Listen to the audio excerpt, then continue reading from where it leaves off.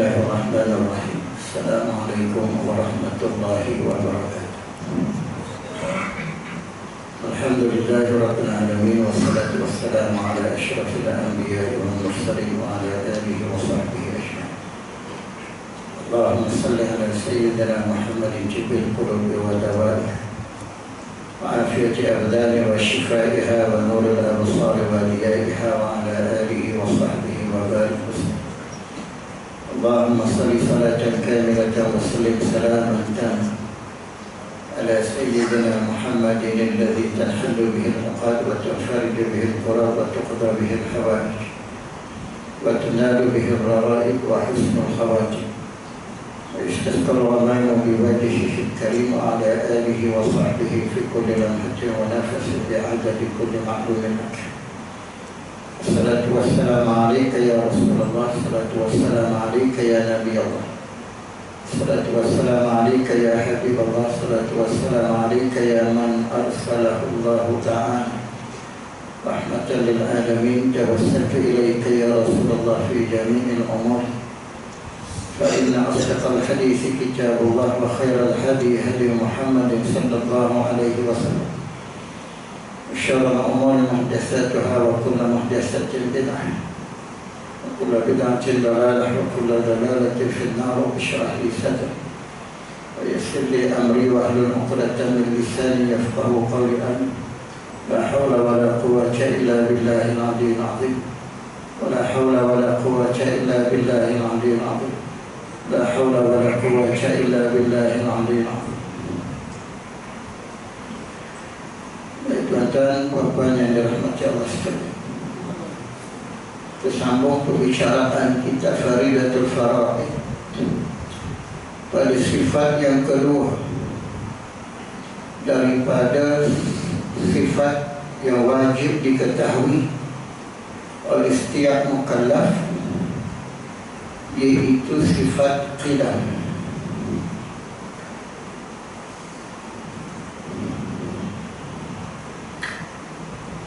Bagian yang dibilang di dalam kitab-kitab tauhid daripada sifat-sifat Allah. Dalam kitab-kitab tauhid, sifat-sifat Allah dibilang satu wujud, dua qidam dan seterusnya. Itu adalah dia panggil tertib sebutan sahaja untuk memudahkan kita belajar. Ada sifat Allah, ada pada zat Allah, tidak boleh dibilang sama sekali. Sebab Allah Ta'ala bersifat qidam, dan qidam Allah Ta'ala pun bersifat dengan qidam. Maka setiap sifat ataupun zat yang zati ataupun zat yang qadim ini, sifat yang qadim, dia tidak boleh dibilang. Hanya kata ulama, kita mendahulukan wujud daripada qidam. Kan biasa kita belajar sifat 20. Yang pertama sekali kita bilang ialah sifat wujud, dan kedua sifat qidam. Maka seolah-olah di situ ada dahulu dan ada kemudiannya. Hanya saya sebut sekali lagi, itu hanya tertib zikri saja, tertib pada sebutan dan tertib pada munasabah dalam kita belajar. Dan sifat Allah tidak ada siapa yang mengetahuinya yang hakiki, dan ianya tidak boleh dibilang sama sekali. Baik, yang kedua, pada tertibul zikr, pada tertib sebutan ataupun tertib munasabah, ialah qidam. Artinya arti qidam, arti ini ialah terjemahan daripada bahasa Arab kepada bahasa Melayu. Iaitu sedia. Iaitu sedia. Itu yang diterjemahkan. Dikehendaki. Tuan kitab Syekh Ahmad dia menyebut dikehendaki.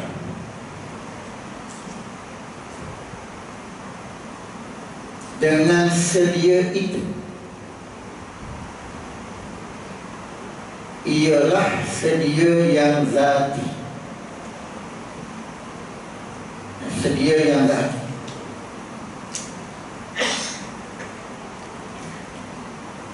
Ini makna dia. Makna qidam artinya sedia.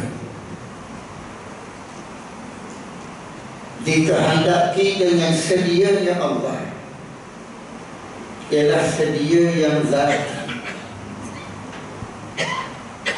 Kenapa disebut sedia yang zati? Kerana apabila sebut sedia, maka dia terbahagi kepada tiga. Yang kita kehendaki dalam perbicaraan qidam Allah Ta'ala, yang kita terjemahkan dengan sedia, iaitu sedia yang zati. Ada pun dua lagi bahagian sedia itu tidak layak pada hak Allah. Yang keduanya dia panggil sedia zamani, itu tidak layak pada Allah. Yang kedua, yang ketiganya dia panggil sedia aridi. Sedia aridi pun tidak layak dengan Allah. Itu pembahagian yang dibahagi oleh ulama. Dalam kitab ini dia tak sebut yang ketiga. Tak apalah, hanya dia bahagi dua. Satunya sedia zati, dan kedua dia sebut sedia zamani. Baik, apa yang dikatakan sedia yang zati? Dan inilah makna bagi sifat qidam, iaitu tiada permulaan. Tiada permulaan bagi wujud, yakni bagi wujud Allah. Dia panggil dalam istilah bahasa Arab adamul awwaliyah. Dia panggil adamul awwaliyah, benda yang tidak timbul. Awaliyah, adamul awaliyah. Kalau dalam bahasa kita, saya belajar dengan tubuh petani, dia terjemahkan dengan tak baru. Tak baru. Contohnya sifat lepas ni yang kita akan masuk belajar ni, kita baqa mukhalafatuhu ta'ala lil hawadith, qiyamuhu ta'ala bi nafsi, wahdaniyah. 5 ni ulama panggil sifat salbiyah. Sifat salbiyah. Ini kita masuk di sekolah-sekolah kafah tidak diajar pada budak, sebab yang ini peringkat pertengahan. Yang ini peringkat pertengahan, peringkat kita lah.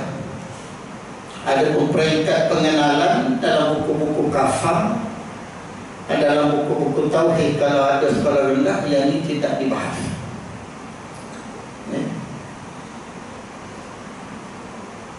5 sifat ini dipanggil sifat salbiyah. Kenapa dipanggil sifat salbiyah?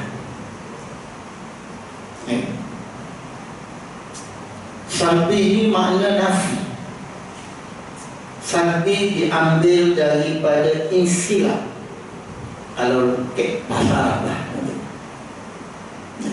Kalau bahasa Arab.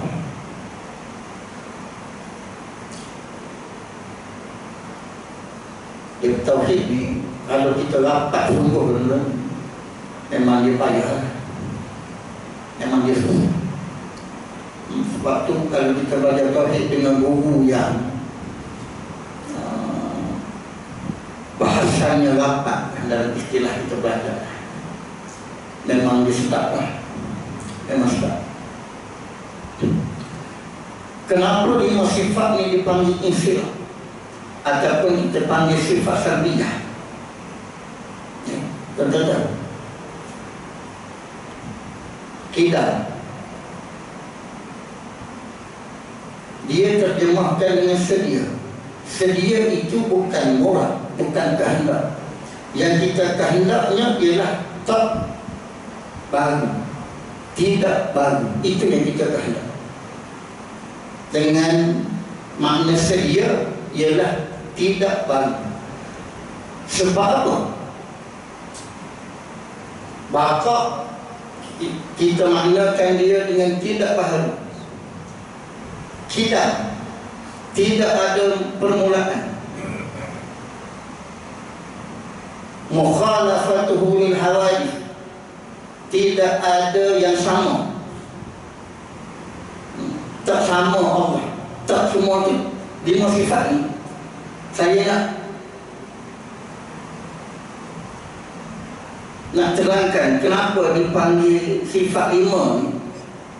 Kita sampailah wahdaniyah itu dipanggil sifat salbiyah kerana dia menafikan sifat menafikan, sifat mentidakkan.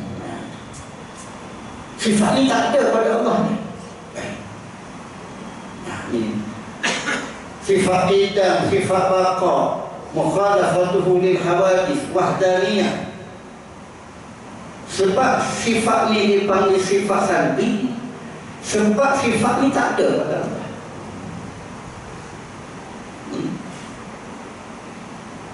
Baik. Agaknya tuan-tuan yang keliru. Baik. Dia macam ni. Sebab tu dipanggil salbi, menafikan sifat yang tidak layak pada Allah. Sifat yang tidak layak pada Allah. Dia macam ni. Dia bukan tak ada langsung tu. Ni sebab tu sifat salbiyah ni kan, kalau tuan-tuan belajar makna dalam kitab Arab dia sebut sifat yang subutiyah. Dia panggil sifat subuti. Ni sifat salbiyah. Ataupun dia panggil sifat adamiyah. Sifat adam, sifat yang dibangsakan kepada tak ada. Tak ada macam mana pun.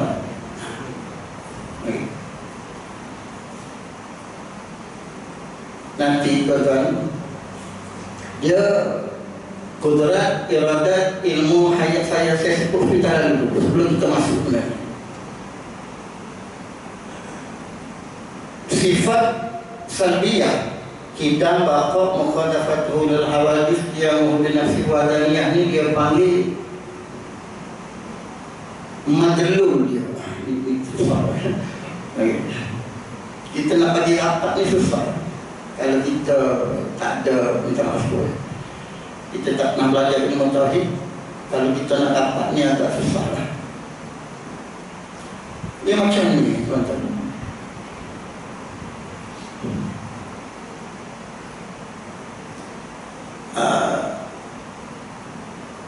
Ada sifat yang madlulnya adami dan ada sifat yang madlul dia wujudi.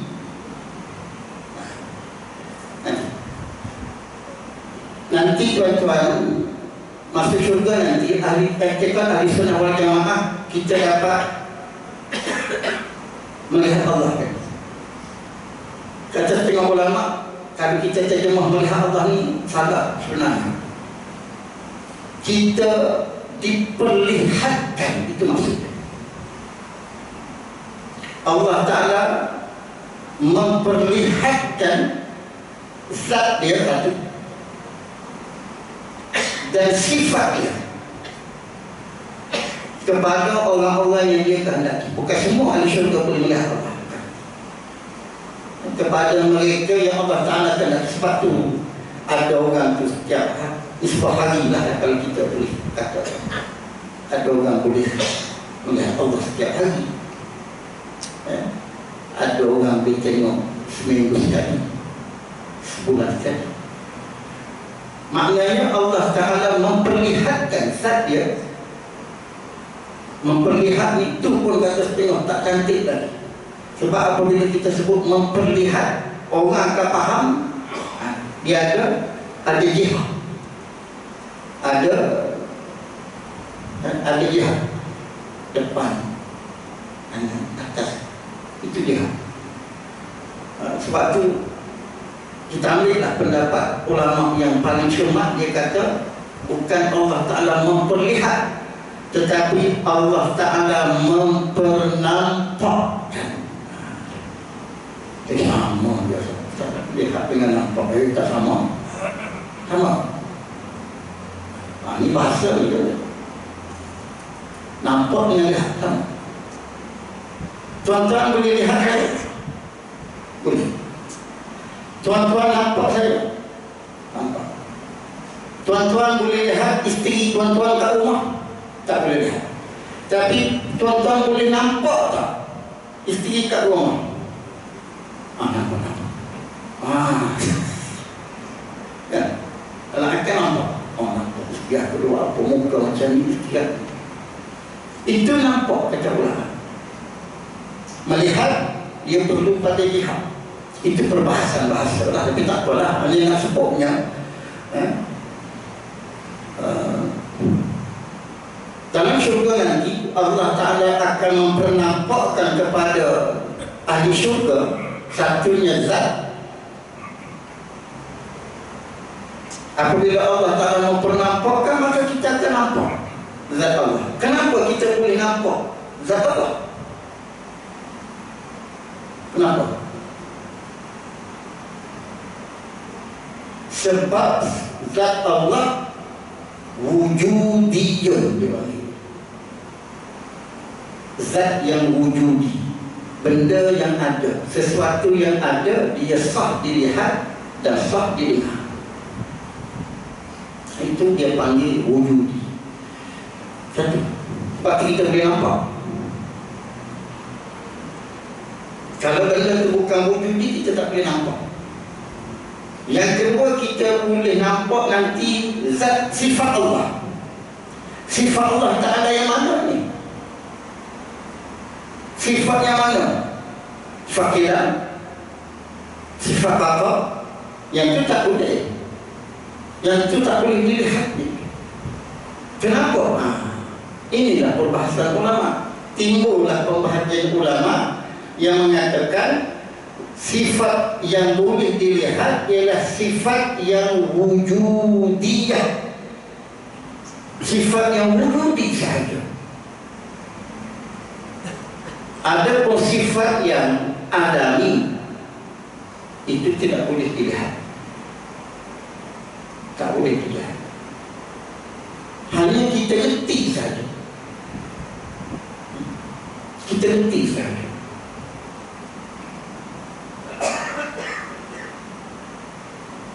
Macam tuan-tuan, saya sebut macam ni, sifat wujudi, sifat adami, sifat adami. Pada kita ada sifat adami. Macam kita maaf sebut ya. Minta maaf. Bagi orang yang tidak ada anak, dia berkahwin tidak ada anak, maka kita panggil dia apa dalam istilah bahasa Melayu? Dia panggil mandu. Mandu. Tuan-tuan boleh tengok mandu? Boleh tengok mandu? Tak boleh. Tapi ada tak sifat pada orang itu? Ada. Maka itu dia panggil mandu ni apa? Orang yang tidak kan, dia menafikan ada anak. Orang yang tidak ada anak, apa maksud? Orang yang ternafi ada anak, maka itu dipanggil mandul. Itu sifat dia panggil, dilalah dia adaniyah. Ini saya nak bagi nampak pembahagian ulama. Sifat Allah ada sifat yang adami, ada sifat yang wujudi. Yang kita dapat lihat nanti dalam syurga ialah sifat wujudi. Sifat wujudi yang kita boleh lihat. Mana sifat wujudi? Kudrat, iradat, ilmu, hayat, sama, basar, kalam. 7 ni kita boleh lihat. Yang lain lagi kita tak tahu. Kita serah pada Allah. Sebab yang kita kena tahu 7 sifat daripada sifat wujudi Allah Ta'ala. Kudrat nanti kita boleh tengok. Sebab tu kalau dalam takrif, dalam bahasa Arab, kitab dalam bahasa Arab, sebab tu dalam bahasa Arab ni dia ibarat kitab tu, dia tahqiq dia bang. Kalau bahasa Rumi ni dia kadang-kadang dia terjemah secara mudah. Adapun dalam sifat, dalam kitab Arab dia sebut ni sifat wujudiyah. Yang ni dia panggil sifat subutiyah. Kita faham? Wujudi sifat dia macam ni, takrif. Subuti macam ni. Baik. Tak apalah, nak bagi pening sikit. Tak apa pening pun. Bukan pening high ketung, tak apa. Pening belajar, insyaAllah dapat pahala besar.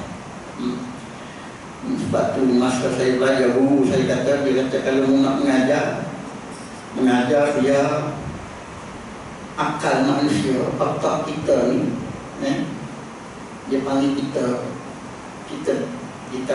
boleh dia fikir sikit, biar dia boleh berfikir,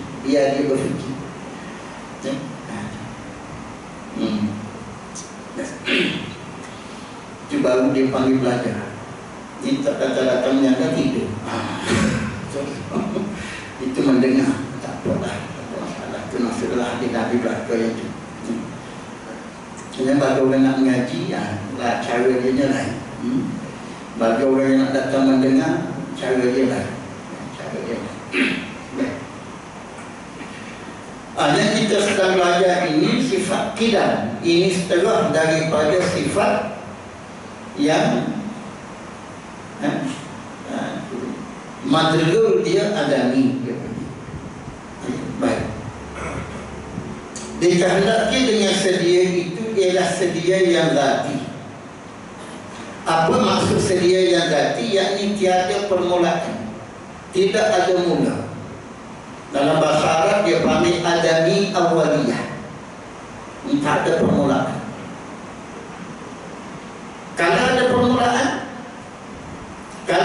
permulaan, dalam istilah dia panggil maujud ba'dal adami. Itu ada permulaan. Maknanya sebelum daripada ada, dia tak ada. Macam kita, macam alam. Alam begitulah alam. Sebutlah apa benda selain daripada Allah, selain daripada sifat Allah, itu adalah alam. Maka sifat alam ni apa dia? Maujudun ba'dal adam. Ada selepas daripada tiada. Maksudnya ada sebelumnya tiada. Maka perkara yang sebegini dia panggil hudusun. Dia panggil benda baru.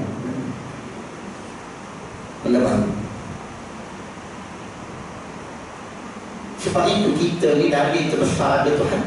Kita ni sebab kita maujud ba'dal adam. Ada sebelum daripada, selepas daripada tiada. Ada selepas daripada tiada. Makna kita didahului oleh tiada. Maka ada kita ni mesti ada yang menjadikan, mesti ada yang mengadakan. Tak boleh jadi sendiri. Ke siapa boleh jadi sendiri? Oh, kalau kita boleh jadi sendiri, kita pilih bila kita nak ada kan. Itu yang sepatutnya. Tapi kenapa kita ni kurun yang terakhir baru ada?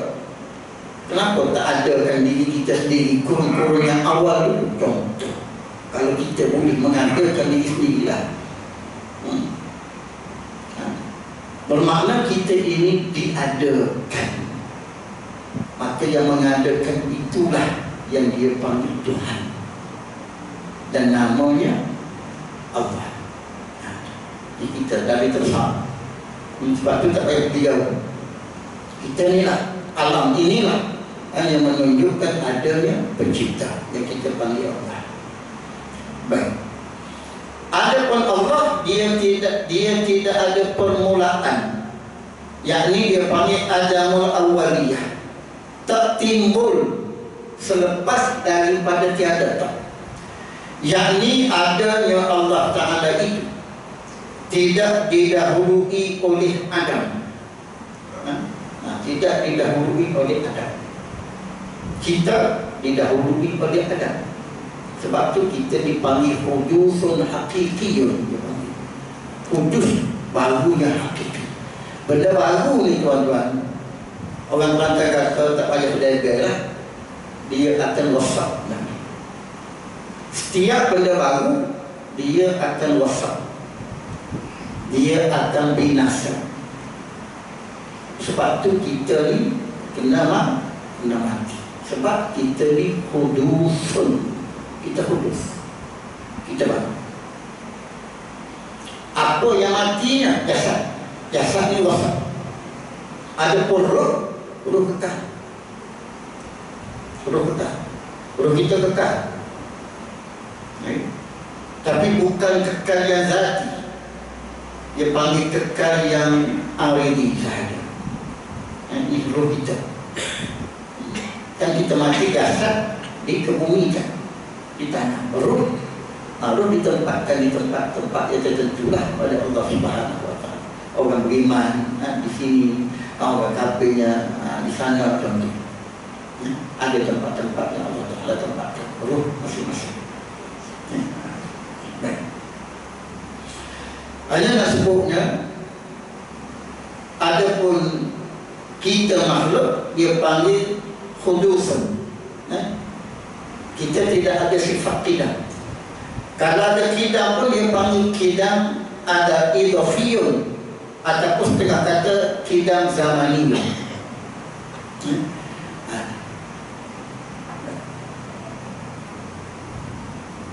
Dikeluarkan daripada sedia yang zati ialah sedia yang zamani. Allah Ta'ala dia sedia. Sedia yang mana? Sedia yang zati. Nak keluar apa? Sebut sedia yang zati dalam takrif dia. Dalam takrif dia sebutkan qidam artinya sedia. Apa maksud sedia yang zati? Yakni tidak ada permulaan bagi wujudnya Allah dan sifat Allah. Bukan zat saja, sifat itu sama. Tidak ada permulaan bagi adanya sifat dan zat Allah Ta'ala. Nak keluarnya apa? Nak keluarnya yang ini tak layak pada Allah, yakni qidam yang zamani, sedia yang zamani, sedia yang dibangsakan kepada masa, kepada zaman. Apa maksud? Iaitu panjang masa. Panjang masa. Oh, lawa bagi sedia. Kan kita guna istilah tu. Oh, bagi sedia. Lama tak pakai. Apa ada kat rumah pakai. Orang tegur lawa bagi sedia. Sedia juga kita pakai. Sedia apa? Itu sedia zamani. Panjang masa.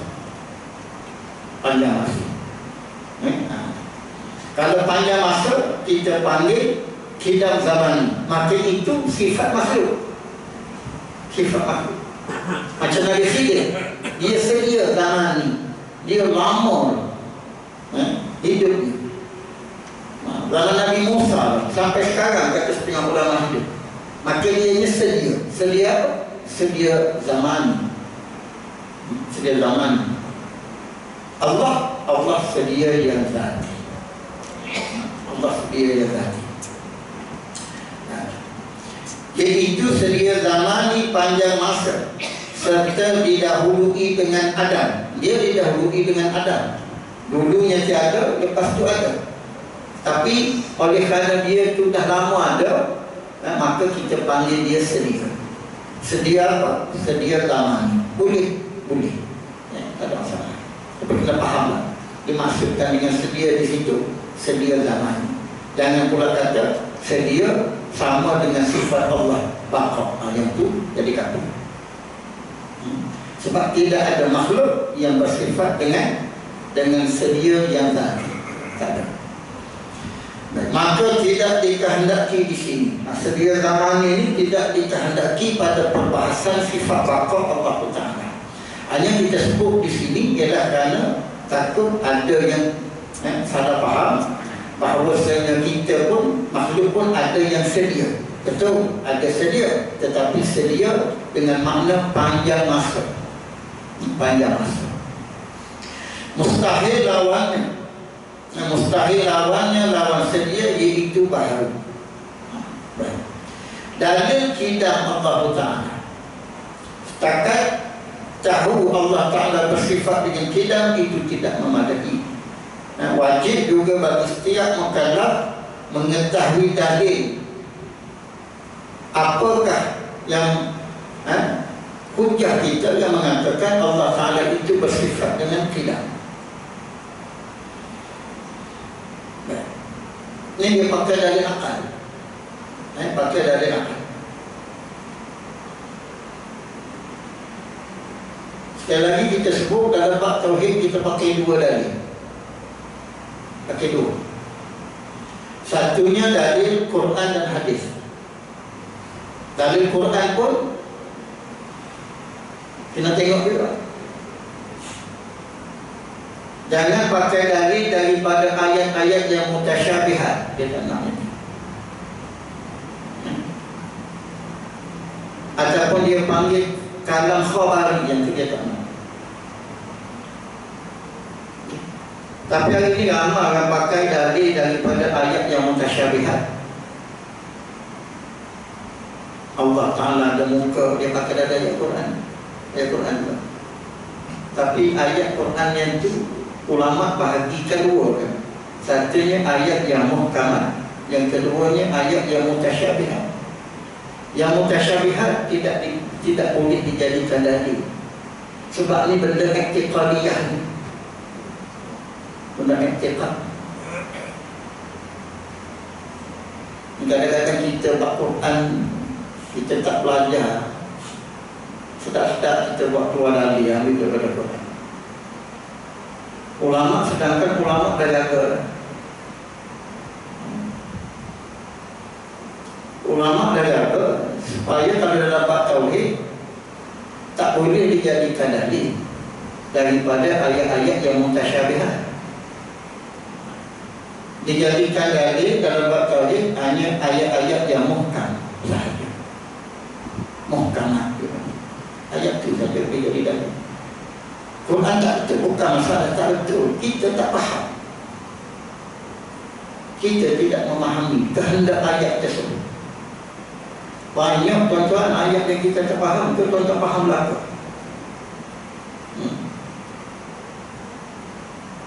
Fahamlah apa ya? Kalau faham, kita nak tanya satu dia. Apa beza Allah Ta'ala sebut Qul huwallahu ahad.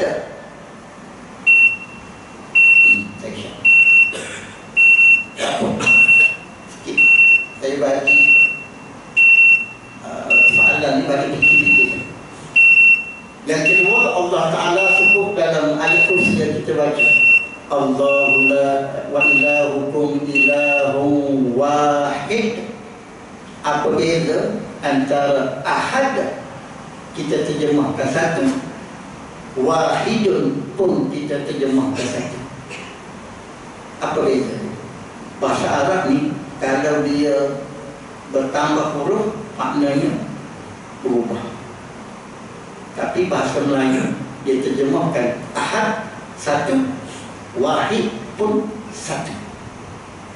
Ini bagi orang yang kata dia faham Quran. Kita nak tanya, apa beza antara ahad dengan wahid yang Allah Ta'ala ibaratkan dalam Al-Quran? Ini ulama sahaja yang faham. Sebab itu kita kalau tak tanpa pertolongan ulama, kita tak akan memahami makna-makna yang ada dalam Quran. Sebab itu kita tumpang ulama. InsyaAllah mudah-mudahan kita berhenti pada kata dalil kita Allah Ta'ala. Kita sambung pada kuliah yang akan datang. Yang baik datang daripada Allah, ialah masih bangsa daripada diri saya sendiri. Aku lupa bihada. Astagfirullahaladzim wa lakum. Assalamualaikum warahmatullahi wabarakatuh. Subhanakallahumma wa bihamdika asyhadu an la ilaha illa anta astaghfiruka wa atubu ilaik. Bismillahirrahmanirrahim. Wal 'asri innal insana lafi khusr illa alladhina amanu wa 'amilus shalihat wa tawasaw bil haqq wa tawasaw bis sabr. Sallallahu ala sayyidina Muhammad wa ala alihi wa sahbihi ajma'in. Walhamdulillahi rabbil alamin. Taqabbalallahu minna.